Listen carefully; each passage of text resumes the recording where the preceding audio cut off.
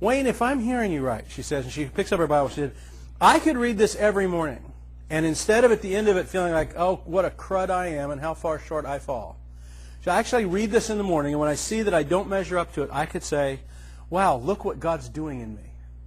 And I said, yeah, wouldn't that be a great way to read it? Look what God's doing in me.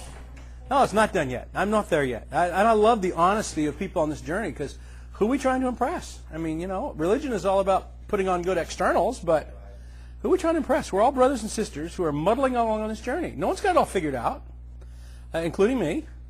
And so we're just learning and growing, and we're sharing what we're learning. And what makes sense to you, grab on it and live it. And what doesn't make sense to you, let it go. You don't have to bash the person or convince them they're wrong or anything else like that. And I got in a plane a couple of years ago, right when the Passion movie was a big deal. It was out. And I sat down on a plane next to an atheist. I know he was an atheist because he told me he was. And he had Newsweek magazine in his lap with Mel Gibson or the actor playing Jesus on the cover or something. And so I noticed it when I sat, and I was also moved up to first class that day because the back was full and they wanted my seat, and so I'm a frequent flyer. They gave me first class, so I don't usually turn it down when they offer it. It's usually fine with me. And but I figured God's got something in mind, actually. So I kind of was already thinking, I wonder who I'm sitting next to, and it was this guy, and he had this magazine. So I said, and it was the airline copy. So I said, man, I'd like to read that when you get done with it. And he said, you should this movie? And I said, well, I saw it yesterday. He said, do you like it? And I said, well, there's parts of it I really like, and there's parts of it not so much. And I said, but overall, yeah, I'm kind of interested in what Newsweek says about it. He says, I hate this movie. I said, you do? He said, I'm an atheist. I said, you are? And he said, yep, and then I hate you Christians, and I hate all the things you're doing to ruin the world, and religion, and blah, blah, blah. And he went on and on. And I thought, well, let me get him off this topic for a little bit. So I asked him what he did for a living and where he was going, and he's a vice president of an electronics firm, headed to Orlando, and we were on our way to Chicago. And so finally he asked, what do you do for a living? And I said, well, that's really hard to describe. I said, I've kind of taken to people. I kind of wander around the planet helping people sort out what Jesus really taught. And the reason I answer it that way is because of what he says next. Everybody I've ever said that to says exactly what he said. What do you think it was? Oh, you're a pastor. No. Actually, it's better than that. I wouldn't do it if that's the response I got. He goes, you know what I think Jesus really taught? Now, here's a self-professed atheist who's going to tell me what Jesus really taught. I've never had anybody say, oh, really? Well, what do you think Jesus really taught? I've never had him say it to me. But they always say, well, you know what I think Jesus really taught? Because everybody in the world has an idea of what Jesus really taught. I said, no, what do you think Jesus really taught? And he said, I think Jesus taught us that we have a Father who loves us more than we know. And if we could sort that out, we would know how to treat each other. And I kind of mouth agape, look at him, and I said, and you're an atheist, why? He said, what do you mean? I said, I've been all over the world. I'll be honest, I've never heard it put better. I think that's exactly what the gospel is. Really? I said, Jesus exactly said that. Love one another as I have loved you. Until we get that love relationship down, we don't know how to treat each other. And I said, the reason why, that's not around a lot is because people don't know the truth of what you just said. And I said, why don't you believe it? And he said, because I've never seen it. And I said, man, that's sad. I said, I have. He said, you have? I said, yeah. So let me tell you about some brothers and sisters I know outside Dublin, Ireland. So I told him a wonderful story about them. He goes, ooh, tell me another. I said, okay, I know some folk down in Johannesburg. And told them their story. Told them a story about some folks in Sacramento, folks I know in Visalia and other places in the world. And he kept going, ooh, tell me another one. And I told about a woman in Kansas who lives an incredible life. She found out, this is why I think law never takes you where love does. She found out on one afternoon that her husband was gay, that he was divorcing her, that he was moving in with his lover, that he had AIDS and had exposed her to it. Now, how'd you like that for an afternoon conversation? He devastated her life, and he ended up divorcing her. She moved out. His lover moved in. 8 years later, she hears this little inkling in her heart, I want you to go back and take care of your ex-husband while he's dying. She goes, oh my goodness. That's one you wrestle with for a while. That's not you just, write that down in your little prayer journal and say, ooh, I heard from God today. She's going, man, I hope that's not God, and struggled with it. Finally, after 3 months concluded it was, went and knocked on the door of her old house. The male lover of her husband now answers the door. She says, hi, how are you doing? He said, we're not doing well here. We're both dying of AIDS. She said, well, can I talk to my ex-husband for a minute? And so he came in, and he's bedridden now. He can't even move, and the other one's pretty sick, but trying to care for him. And she said, I just feel like I'm supposed to move back in here and help take care of you guys. Would you be open to that? Not as your wife, just as a sister. And he said, yeah, that would be okay. We don't know what else to do. So she moved back into her old house. She cared for her ex-husband as he died. He came to faith and repentance in the midst of that. His lover came to faith and repentance in the midst of that. He died. She stays on to take care of his lover because she felt like God asked him to. As he's dying, there's a knock on the door. Another gay man is standing there with AIDS saying, I understand you take care of AIDS patients here.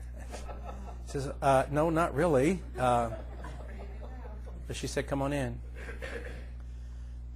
11 years and 60 AIDS patients later. Yeah. All of which came to faith, none of which was ever required. Here's a woman that just loved people into wholeness. How does law ever get you there?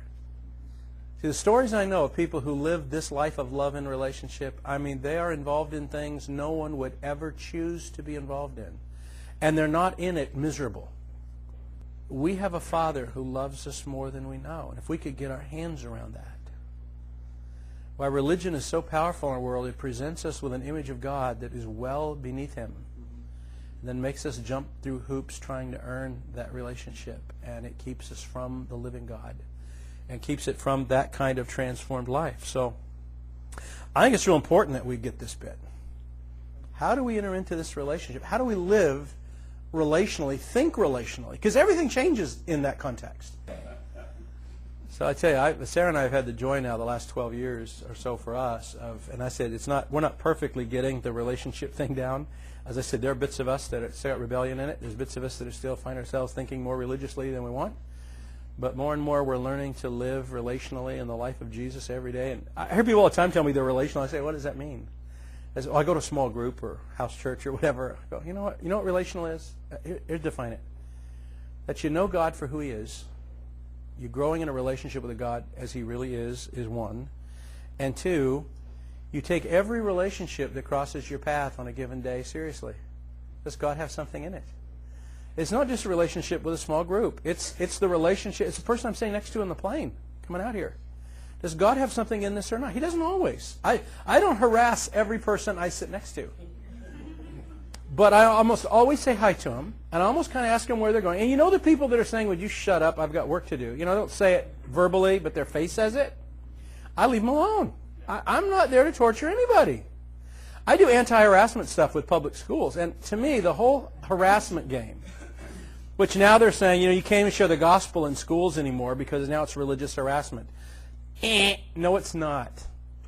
Children have free speech rights on a public school campus. You can share the gospel. But if you've shared the gospel with a Jewish student and he's asked you, please, I don't believe that, I have my own faith, leave me alone, you know what? Leave them alone. It's really basic human respect, but for religious people you have to define it sometime because I have the right to bash you with the truth. Damn it. That's how we think about it. Sorry, I was a little rude. Sarah doesn't like hearing that stuff, but that's how it feels. That's how we got to get it to you and doggone it. And even if it's rude, well, it's for your own good, which is how we ended up killing hundreds of people back in 400, 1400s, 1500s, the whole Inquisition thing. Islam was just where we were 500 years ago. We can say, those people, killing people. That was our faith 500 years ago, 400 years ago. When you take the right to push your worldview on someone else, carrying the weight of it, number one, I have the truth. Number two, I have the backing of God. So number three, I can be as disgusting to you as I want to be because it's only for your own good. We are headed down the wrong road. To live relationally means I live in God. I wake up to God every morning. Now, some of you don't wake up till about noon, even if you're up by 7. I realize that. I'm a morning guy. The moment my eyes open, I'm wide awake, and I am, God, what are we doing today? Now, God doesn't give me a list. I don't have any idea what we're going to do today. But I'm in. And then I just take seriously. I notice people around me. I could be waiting in line at the post office. I can be in a store, supermarket. Quite honestly, isn't very often. Sarah's so good about that. She takes me a couple of times. I buy things I didn't know they still made. The grocery bill's twice as high. I don't get invited back. It's perfect. And when Sarah forgets that, I retrain her with another visit to the grocery store. And she said, I sent you for milk and eggs. And there's 4 bags coming in. Honey, I didn't know they made this stuff anymore. This is great stuff. So every now and again we have to retrain her, but she's getting it.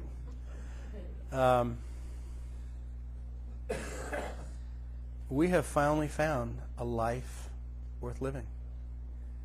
Every person that crosses our path. I mean, I'm walking through Chicago O'Hare Airport, and I'm smiling. I'm looking for people to catch eye contact with. I'll just smile and say good morning to them. I don't say good morning in Jesus' name, because that ruins the whole good morning. You don't want that. I honestly believe that Jesus in my life communicates with people even through a smile or a wink or a greeting. I do. And whatever Jesus is doing in them is encouraged by. So living relationally, it's not you go to a small group. It's not. It's you live relationally. It may involve a small group, but that's not the only people you target. It's knowing your neighbors. It's finding a way to know your neighbors. Mine was just arrested the other day, and I'm thinking, God, it's probably more there I could have known about that guy. But the police broke down his door the night before I flew out here, and I've been checking the website for the paper at home to see if there's any. I hauled out his computer. I don't know what's going on. I've been interested. We've only lived there 8 months, so I'm not backing myself for knowing him very well yet. He is the neighbor I knew the best in the neighborhood because he's retired and home a lot, and but you have no idea what that's about. Hope it's not a meth lab. That's what I'm kind of concerned about. But we'll see. That you don't live where you live by coincidence. You don't work where you work by coincidence. Which doesn't mean you have this new burden. I've got to know. If it's a burden to you, it's not relational. It's not it yet, so don't worry about it.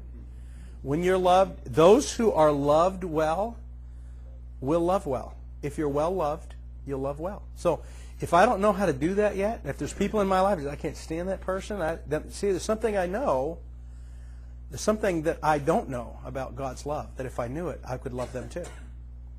So everything now is wrapped up in the love thing for me. How do we work that out? So if I'm angry, if I'm impatient, if I'm anxious, I always sit back and say, there's something about you, God, I don't know. If I knew it, I wouldn't be responding this way here. I'm responding because I'm responding outside of that love relationship you and I have. I'm responding out of Wayne's needs and issues or something else. And what hope do I have if he doesn't change me?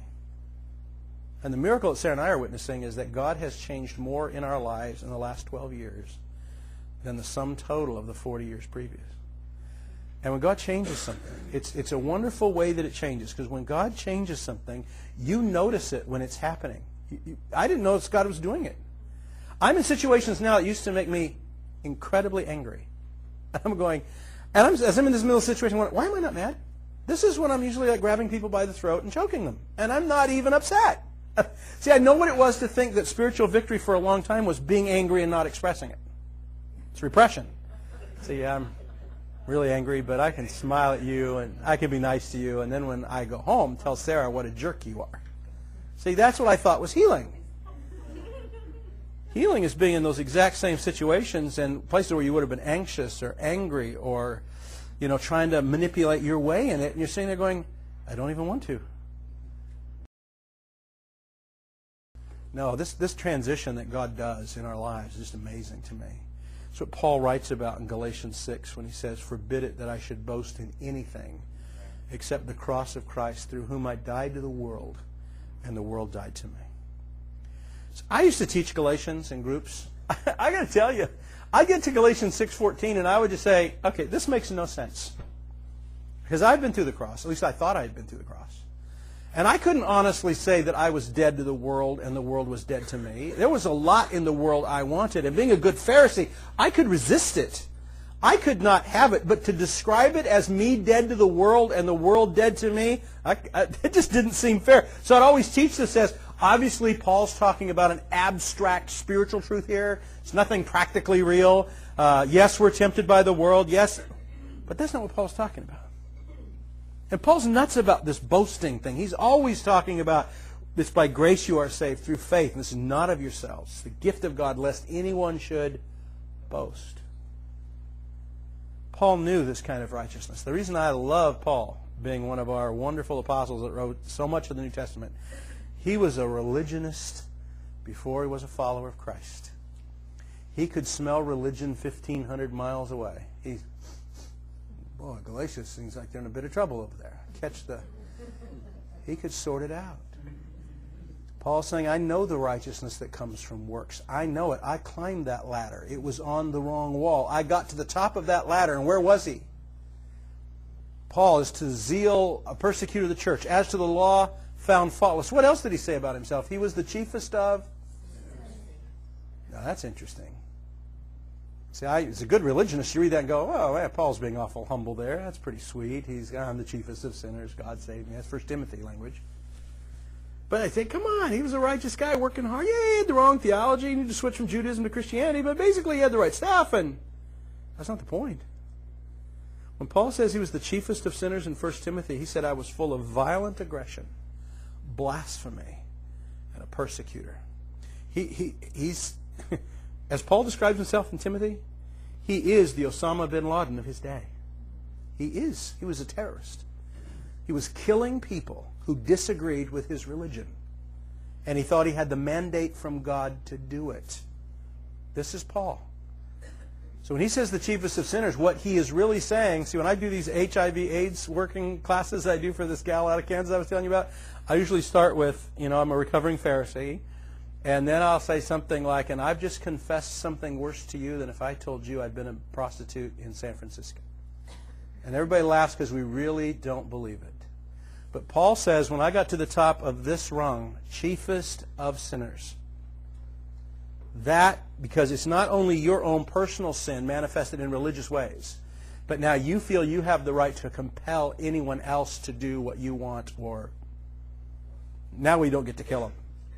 Now we just write them out of our lives. There's other ways to kill people than physically. We don't get to go kill them today in America. In the Middle East, I guess you get to go kill people for what you don't like. But here we've got that down pretty well. No one's trying to kill folks for disagreeing with them.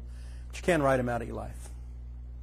The point is, religion is a ladder up the wrong wall. You get to the top of it, and you might be externally faultless, but the amount of sin that had driven deeper in Paul, and then when Paul deals with it, or it gets dealt with in his life, he describes it later as, I died through the cross, I died to the world, and the world died to me. I would read that going, there must be something true about that I don't get. I feel like I do now. Everything that God has freed in me is his work and his work alone. When I got good at repressing my anger, I had a lot to boast about. I had discipleship programs I had written, putting people through them, and when people got through them, they were externally better, and we could pat ourselves on the back because we were more committed, more devoted, worked harder. And you get to Galatians 6:14, forbid that I should boast in anything except the cross of Christ. And again, this is Paul's super humble language. Couldn't put it into any kind of practicality at all. Now, man, every good thing won in my life in the last 12 years is his doing. And it's the cross of Jesus Christ that changes all of that. And, I couldn't even sort that out more than 40 years ago. More than 10, 12 years ago. Because I had never heard what happened on the cross between a father and a son that reconciled us to the Father. I had been taught from the time I was born virtually in the local religious establishment's nursery. I was there every Sunday. I got awards when I was 9, 10, 11 years old for 2 years perfect Sunday school attendance. I'm talking goody two-shoes boy here. I'm talking about doing it right, doing it hard. Scripture memory verse contest. I memorized 132 verses in 13 weeks because I have a nearly photographic memory. Closest one was 32 verses. I killed, man. And I got the new Bible for it. It was exactly like the one I got 2 months before for my birthday, but I had one. Now I had 2 Bibles that were identical, and I wasn't reading either one of them. I tell you, it's just a horribly captivating thing. And then to find out when I was 42 that what had happened on the cross of Jesus Christ had never... I was explained this way to me. God is holy, and he made us innocent. We sinned, and our sinfulness has estranged us from God. And now God's justice needs to be satisfied. And so he comes up with this great plan. I'm going to take my son, and I'm going to put him on a cross, and I'm going to take out all my wrath for your sin on him. I'll punish an innocent victim. And then when he's done, when I'm done there, I won't be mad at you anymore. Now, see, I'm not dumb enough to think that that isn't great news. I grew up third of four brothers. When mom and dad are hauling the wrong child to the woodshed, and it should be me, and it's not because I got away with it, and they somehow thought my brother had done it, and my brother's screaming, it wasn't me, it was Wayne. See, I'm not dumb enough to know this is a good deal for me. I never said, yeah, you're right, it's really me, take me to the woodshed. I would just say, what are you talking about? I didn't do it. They got the right guy, and mom and dad hauls him off to the woodshed. I say, I like the wrong victim getting punished when I'm the one that deserves it. So that whole view of the cross, at one level, okay, I'm good with that. I deserve to die, and Jesus went for me. Okay, that's good. But what does it say about God? I think there's the conflict. Well, tell me, if we had a friendship come out of this weekend, we decided we wanted to continue it past this weekend, and then maybe you do something tomorrow that offends me, and then I'm angry at you. But you still want to be friends, so you ask me to forgive you. And I say, well, maybe I could, but, you got to kill my daughter instead. No, I'm going to go home and kill my boy. Oh. See, to like you, I'll say, you know what, I would love to forgive you, but, I've got this wrath, and it needs to be satisfied. So, tell you what I'm going to do. I'm going to go home. I'm going to get my 25-year-old son and a baseball bat. And I'm going to beat the living daylights out of him. I'll take all my anger out for your sins on him. Then when I'm done, I can fly back here, and you and I can be good friends. The question is, do you want to be friends with someone like that? Absolutely not. And I think that, honestly, is the dissonant view we grow up with God. Because I don't know what to do with that. Because that's how we've been taught. But we've been taught, this view of the cross we've been taught is an appeasement view of the cross. All false religions, prior to the age of science, where we have few of them with idols, but going back to the times when there were false religions with idols like Baal and Ashtaroth and Moloch and on and on and on. What is it that those gods wanted from people? Remember? What was it? Appeasement.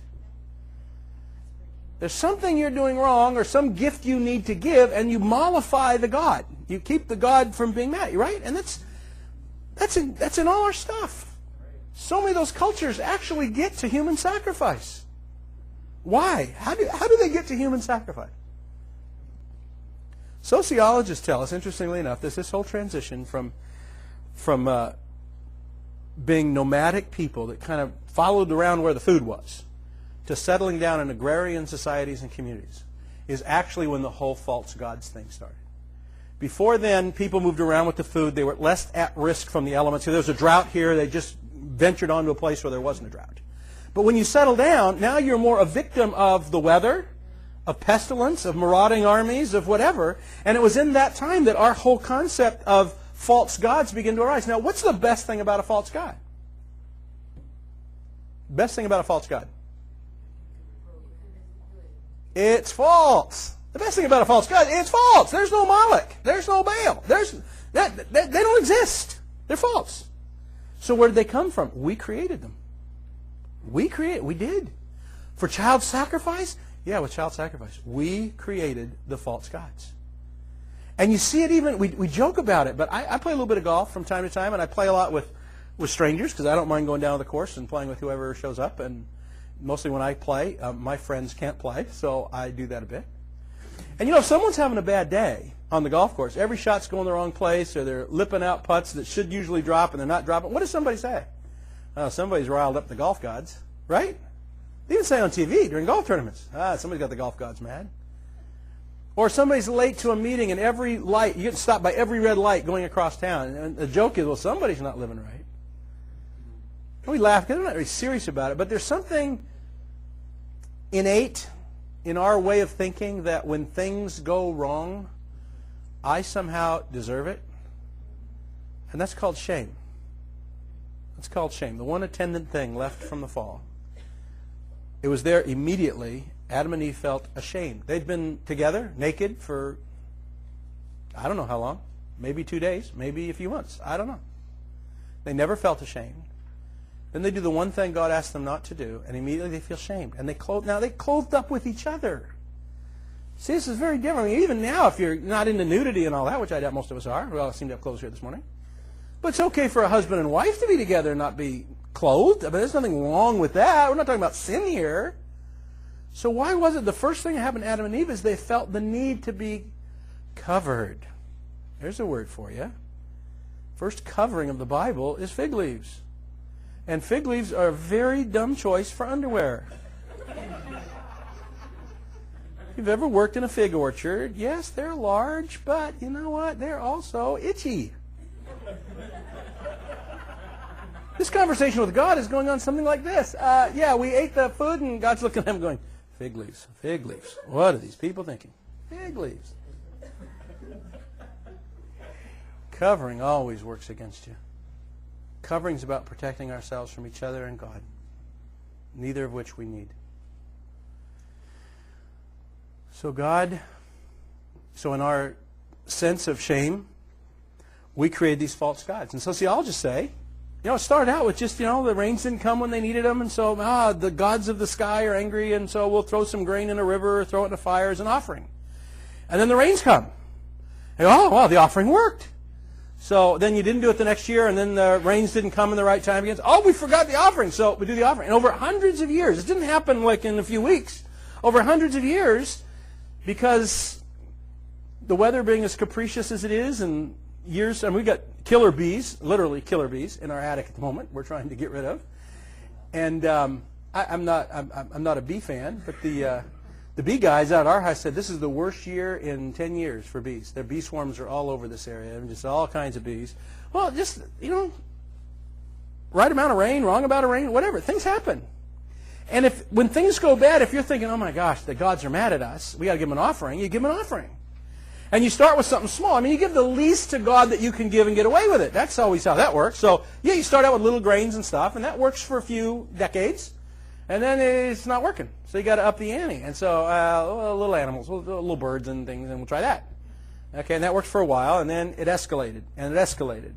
And then finally it got in so many cultures, whether it's virgins to the volcano in Hawaii, whether it's 12-year-old sons to Moloch in Canaan, so many cultures got to child sacrifice as a way to atone for that sense of shame and failure. And if something's wrong, we've angered the gods, we've got to appease the gods. So our whole fleshy mindset towards gods is needing to appease, needing to curry their favor by performance, by offering, by whatever. Hosea expresses it, I think, about as well as it gets expressed poetically. He talks about his own struggle with his own sin. And he said, what should I give to God in exchange for my sin? Shall I give him the fruit of my body for the sin of my soul? What's he talking about? Child sacrifice. Is that what it's going to take to make things right with God? Do I need to give him my child? Will that do it? He expresses in that expression all that is behind the false gods that got to human sacrifice. Now, I was in Nepal, in Kathmandu, a number of years ago. Hinduistic culture. How many gods in Hinduism? Do you know? Too many. 325 million. Yeah, too many. You think one's tough to appease? Try appeasing 325 million of them. And if your baby's sick, if you're unemployed, if you're going through a tough time in your life, you know you've ticked off one of those. But you don't know which one. And all around Kathmandu, you can't walk half a block without passing a shrine to some god of something. And you know what? If you're on the outs with God, you better not. That could be the one you ticked off.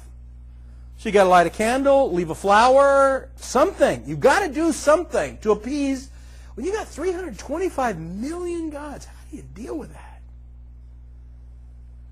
Well, all the false gods of the Old Covenant, of the Old Testament, almost every one of them required child sacrifice. They'd gotten that far in the process of now we're giving 12-year-old children to God. What? You know why it's 12-year-old children? Heard this one time. It's because once they're teenagers, it's no longer a sacrifice.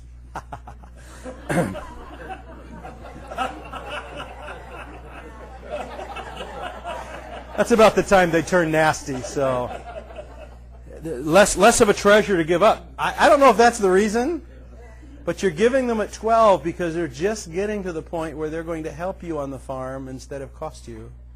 That's their greatest treasure. to you. And when you're trying to appease a God, you got to give him your best treasure to appease. And that's your kid at that age. That's what it comes to. So many cultures around the world unconnected to each other except by that attendant sense of shame that is part of our humanity. When God begins to deal with our invitation and access into him, the number one barrier to our relationship with God as those Abba kids on his lap is that sense of shame. Religion says it's sin. It's the sin that keeps us from God. The language I heard growing up, God can't bear to look on sin. God is so holy and so righteous that he's got to separate himself. Whenever has God done that? Whenever? When Adam and Eve are hiding in the garden after that fateful day when they did the one thing God asked them not to do, and God comes to visit with them as he had always done in the cool of the evening. And now they've run off and hidden in the bushes. And God says, "Where are you?" And Adams, who's marvelous at this hide-and-seek game, because he's been playing it for years, he says, "We're hiding." Okay, this is stupid. This is the 2-year-old behind the curtain. You know, we're playing hide-and-seek. Where's little Amy? Where's little Amy? And there's this big bulge in the curtain, and little Amy laughing to death behind it. "He's never going to find me." And Amy's not that old yet, but we'll get to that, because my kids did. That's what this is. That's what this game is. Does God not know where they are? Does God not know what they've done? God's not unaware of it. Is he hiding from them? He's not. They're hiding from him. Sin is how we hide. Sin is not what causes God to hide. God is holy, righteous above anything. Your sin doesn't threaten his holiness. It never has. It never will. God can find us right in the midst of our worst brokenness and bring his life and holiness to bear on us. He can do that, and he does do that. The idea that God can't bear to look on sin is one of those things. And the reason I think we put the focus on sin is because remember, the goal of religion is to conform behavior. So by focusing on sin and performance, repentance, try and be better, we can put the focus on sin. The other reason we put the focus on sin in religious environment is because shame is our friend in religion. Shame is the most powerful motivating tool in any one of our lives. Every one of us here, would any of you here like everyone in this room to know everything about you, everything you've ever done, thought, or acted out? Would you want? Why? Why wouldn't we? Wouldn't we be embarrassed? Oh my gosh, I would be. This thing about my life, I hope you never find out. Oh, now you're going to go read my mail. I know. I can't wait to go through his garbage can and find out what that is. Oh, there's things about my life for all of us that we're embarrassed about, a sense of shame and things we do that are wrong. We just go, oh my gosh. And the feeling of shame, do we not know what that is? We do, don't we? All of us? Okay. That's what keeps us from being able to feel safe with God and to know our life in him. It's that separated Adam and Eve. And when Adam says, we ate from the tree and we were naked, so we didn't. And God's, what? Who told you were naked? Well, we ate the tree. Is God getting information here? The God I grew up with in Sunday school would have to run out of the garden at this point, screaming, we're sinners, and run back up to heaven. Can't be near that. Can't bear to look on sin. God finds them, looks at them and says, that's a dumb choice for underwear, and makes them some leather stuff. Because God's into that, I guess. I don't know. He kills a cow and makes you say, look, this will be better. The whole fig leaf thing, it's really kind of dumb. And yeah, God curses them. We've got the Old Testament religious view of God makes God out to be an abusive father. Absolutely. Abusive God who needs to be appeased. And doggone it, you better find something to give to him, because that's what's going to appease him. And honestly, we have reinterpreted the cross in that context, unfortunately. When God begins to make himself known to Abraham, and what I love about these, we got a little discussion at lunch about the Old Testament. I love about these Old Testament stories is you have this God of love I described to you this morning. It is that God in the Old Covenant. Well, no, it's not. He was meaner back then. No, he wasn't. God is trying to make himself known to a culture who feels separated from him in their sin and shame. And I want to kind of talk about as the flip side of the same reality. It's two symptoms of the same disease, sin and shame. and it makes God an unsafe guy to be around, and somehow we've got to fix that. So do you understand when God comes to Abraham, as he's revealing himself now, probably not for the first time, but the first time in Scripture, he's making a revelation of himself to the people of God, who was going to be the Jews. He starts with Abraham and reveals himself as the one true God and gives Abraham this promise that just absolutely tortures him, doesn't it? You're going to be a father of a great nation. He wasn't even the father of one kid. 25 years from the promise to the reality. 25 pain-filled years for Abraham and Sarah. They're trying everything to get pregnant. They're even trying to have a fake pregnancy with her handmaiden to get a kid that way, trying to fulfill what God said He promised them. I can't imagine every month Sarah's disappointment at still not being pregnant, past her childbearing years, through menopause. She still has not had a kid. Can you imagine how this promise tortured them? Better not to be promised. You got promises in your life that haven't come to fulfillment, and aren't they just maddening? Oh my gosh, God, it'd be better if you never even told me. I like this Father we know. You got to understand this about God. God has absolutely no sense of timing. He literally lives in eternity. God talks about things like they're coming tomorrow, and they're 25 years off. And He talks about things that are like 30 years away, and they happen tomorrow. Don't ever try and figure out God's timing. Jesus didn't even try. In Acts chapter 1, when they're saying, "Is it now that you're going to bring the kingdom to Israel?" And He just looks at them and says, "The times and seasons are in Father's hands. They're not in mine. It's not been given for you to know." Every time somebody says, "Okay, this is now the Middle East is perfectly set up for the end of the age." Oh, go away. I'm old enough to have read those books 40 years ago, and they were wrong then, and I don't have any sense that they're right now. Why? Because the times and seasons are in Father's hands. If we could figure it out, I think Jesus would have figured it out. He said, "I don't even know." The Father's up to that. So living relationally isn't by, we've got to figure out everything going on. I really don't want to live past today. Today's enough for me. Didn't Jesus say something like that in Matthew 6? Just live in the moment. And we'll talk more about that tomorrow, because it's part of how we live in the life of this relationship. But as God reveals Himself to Abraham and kind of tortured him, and not really torturing him, it's the God of love trying to make Himself known to Abraham. And then one day when he finally has the kid, and the kid's getting to be now older, and not a teenager yet, because then it wouldn't be a sacrifice, as I said. But God says to Abraham, "I want you to take your son and take him to Mount Moriah and offer him as a sacrifice." Now, was that hard for Abraham? Well, of course it was hard for Abraham. Who wants to give up their kid? But was it a shock to Abraham? And it wasn't, because every god he knew in the land of Canaan required child sacrifice. So if the one true God requires it, not a surprise to him. Painful nonetheless, but not a surprise. So he takes Isaac, and he goes toward Mount Moriah. Remember, on the way, this is all in Acts 9, 10, 11, 12, and on. You can read it about it if you don't know it. On the way to Mount Moriah, Isaac, bright little boy, he looks up and says, "You know what? We got wood and we got fire. We've got no sacrifice. Dad, where's the sacrifice?" I don't think Abraham's trying to be prophetic here. I don't think Abraham's that bright, to be honest. I think Abraham's got a kid he's about to kill, and he doesn't want the kid's last few hours to be tortured with the idea that, "Oh, by the way, you're the sacrifice." I think Abraham's going to want to hold that information off just as long as possible. Wouldn't you? So he turns to him and he says, "You know what? God will provide His own." Literally in the Hebrew, what he says is, God will be His own. That's what he says. God will be His own. Interesting. Is Abraham trying to be prophetic? I don't think so. I don't think he knows what's going on up there. I think he's deflecting the passion from Isaac, but nonetheless, he speaks the words of God.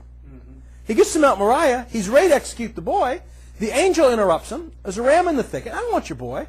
And the message from the whole thing about Abraham is the precursor to the cross. What it is saying is, the cross is not our sacrifice for what God requires, because God doesn't require one. The cross is God's sacrifice for you, so that you can know Him. See, I had it all wrong. I had it, God needed to be appeased. What better gift than His own Son, the most precious person that has ever lived on the face of the earth. The innocent victim gets to be the sacrifice that satisfies God with us. And it paints a picture of God. This is what I hope disturbs you for the rest of your life. I hope some of you disagree with me when I'm done, because first time I heard it, I went, okay, if that's true, why am I 42 years old and no one's told me this? I grew up in a Bible-believing fellowship. I attended seminary and training classes. I've been a pastor for 20 years, all kinds of conferences. I have never heard what I heard presented about the cross of Jesus Christ. And I was in Australia hearing it from a couple of former Anglican priests.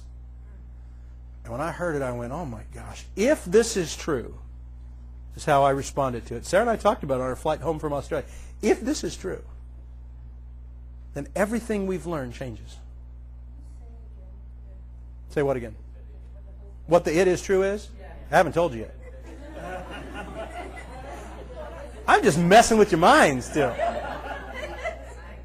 But is there something you want me to go back that I said? You want me to repeat?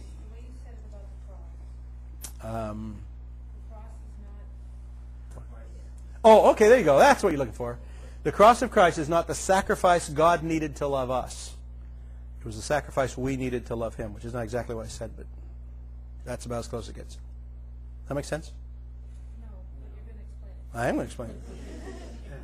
Because I'd only heard it the other way. And when I first heard it, I went, first of all, it answered every struggle I've had. I could think of specific passages in Romans and Galatians and Corinthians that this answered. I went, oh my gosh, now this makes sense, number one. Number two, it made the Father as enduring as I think Jesus told us He was.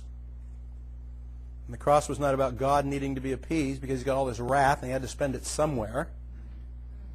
So He picked His only Son. Well, that's good news. And I think what Abraham is getting from the very beginning, the precursor to it all, is it's not about the sacrifice for God. If he ends up sacrificing Isaac, and if the ram is the thing that satisfies God, then honestly, God's no different than Moloch. And God's no different from Baal. And when I was standing at an altar in Megiddo, where our tour guide told us 12-year-old male children were killed on this altar to the god Moloch. And we were driving up from there to Nazareth to be in the synagogue. And on the bus, I'm supposedly leading this tour for this tour company. I'm on the bus going, and that's what I believe about my God. I really do. I believe my God is into child sacrifice.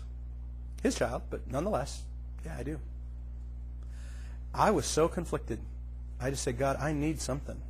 Shortly after that, we were in Australia. And now I'm hearing something for the first time, and this was so outside my paradigm that I actually went home and said, what I prayed to God was, I need a revelation of the cross of Jesus Christ. And this is how arrogant I was. When I got into Australia, this is a group of Christians that were at a month-long camp outside Melbourne. They had these two Anglican brothers teaching the first 10 days of the camp. They had invited me to teach the middle 10 days of the camp, and then they were going to teach themselves the last 10 days of the camp. And I'd flown in from teaching 3 weeks in Singapore at a seminary, and I'd flown into Australia, got in the car. Sarah had flown in from the States on that day. We met at the airport, and we were choosing to be part of the camp time in Australia. As we were driving out to the camp, I asked the guy, I said, what are these guys teaching on, by the way? Because you're following up some other speakers. You want to make sure you're better than them, obviously. You don't know what you're competing with anyway.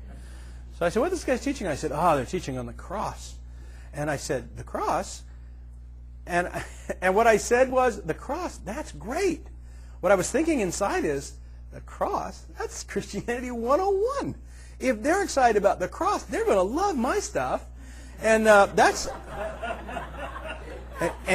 And his response to my saying, the cross, that's great. He says, it is breathtaking. I mean, the cross is breathtaking. I was in the back seat going, oh boy, they got to love my stuff, because the cross is the worst news in the whole book. The cross, you just kind of get past it quickly with salvation because I don't understand enough of it to make sense of it. If it's just an angry God whacking something so I don't have to go to hell, I'm okay with that because I don't want to go to hell. But I just didn't understand how that fit into everything else the New Testament was saying. I came home and I told Sarah, we've never heard this. And we prayed, God, if this is true, we want a revelation of the cross of Jesus Christ. We just do. And what's true in it, we want you to make sense of it in us. What isn't, don't. And then for the next 6 months, I prayed that prayer virtually every morning, not as an incantation of any kind, just saying, God, would you give me a revelation of the cross? I read through the New Testament probably 6 times in that 6 months. I didn't read it and study it in detail. I just read it like a newspaper, just read it through, looking for every reference to the cross, to Jesus dying.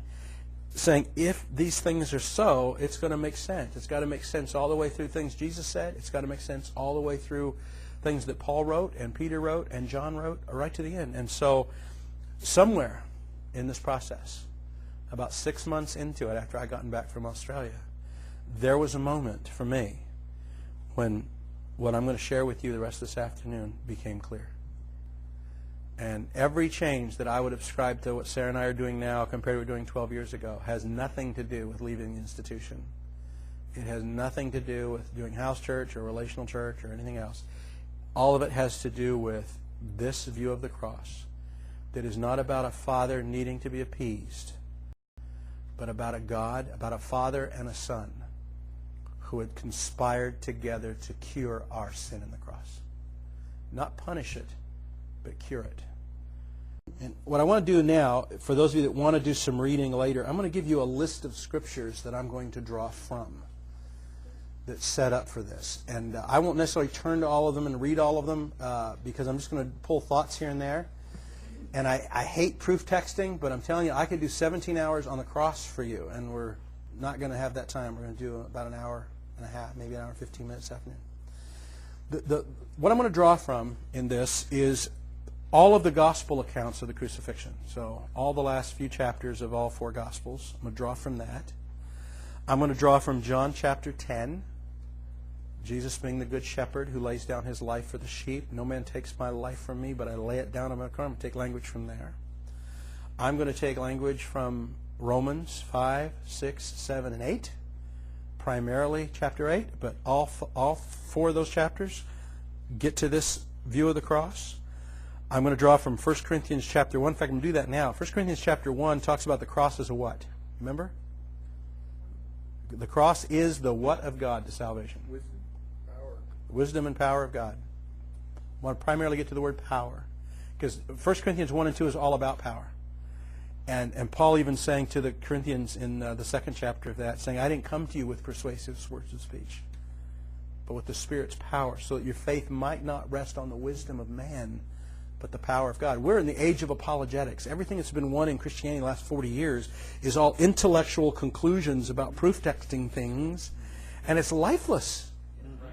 Not necessarily unpowerful. I think God's life is incredibly intellectual. It is not only intellectual, however.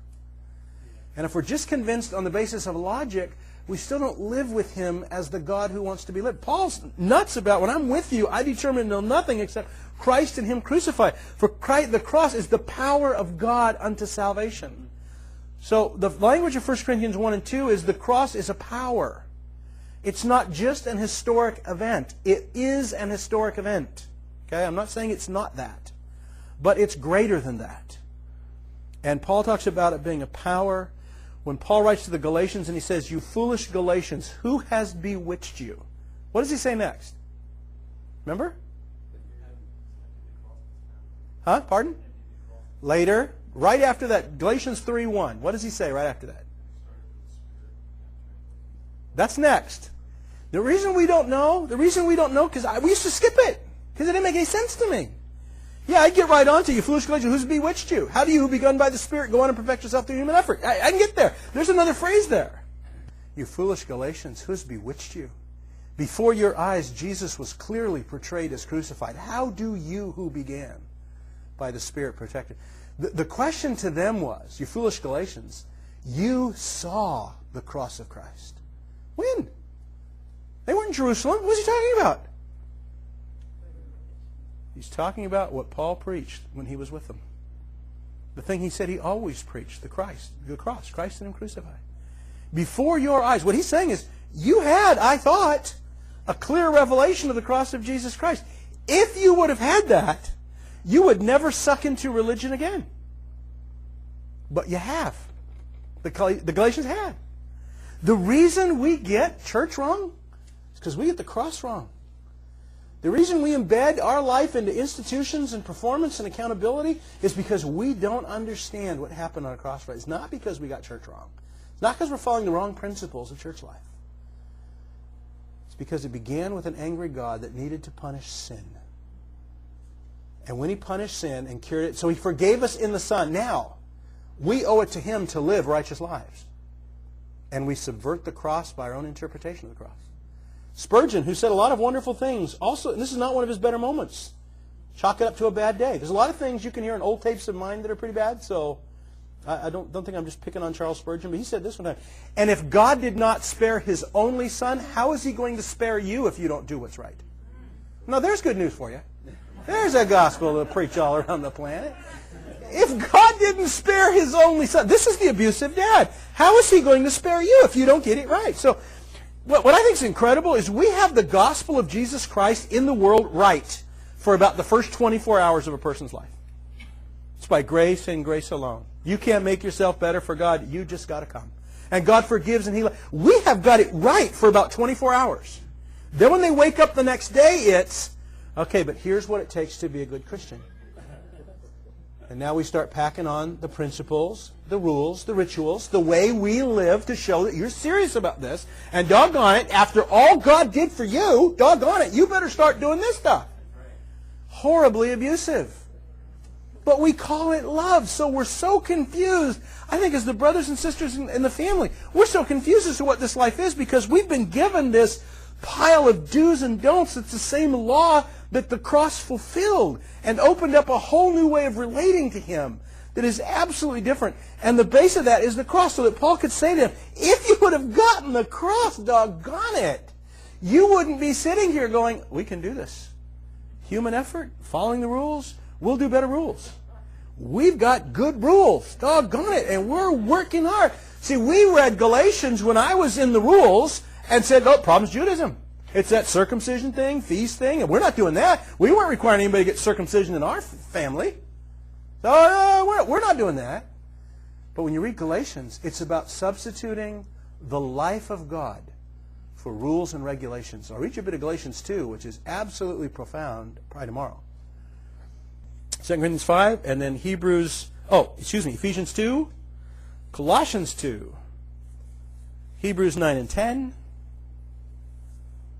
and then there's a lot in 1 John, but we won't specifically be. So those are the big cross passages. They're the ones that when you read them again after what you're going to hear this afternoon, and I'm going to posit to you another possibility for what the cross was all about. I don't expect you to buy it at the end of the day. If you do, you're too gullible, or God already prepared you, because I'm not that bright enough to give it to you. In fact, words will fail me. Anything I will share, what I'm going to share with you after our break, words just don't do enough of what I would love to just, I'd love to just, put it in your brain. But that's the Holy Spirit's job. And He will. I think people who say, I want a revelation of the cross. If what Wayne's saying is right, I want to know it. If it's not God, I want to know that it's not. So pray that. So anyway, those are the passages. I hope you get a chance to browse through those, and we'll talk about them. But let's take a break. Let me give you, 10 minutes or so. I know you get talking and have fun with each other.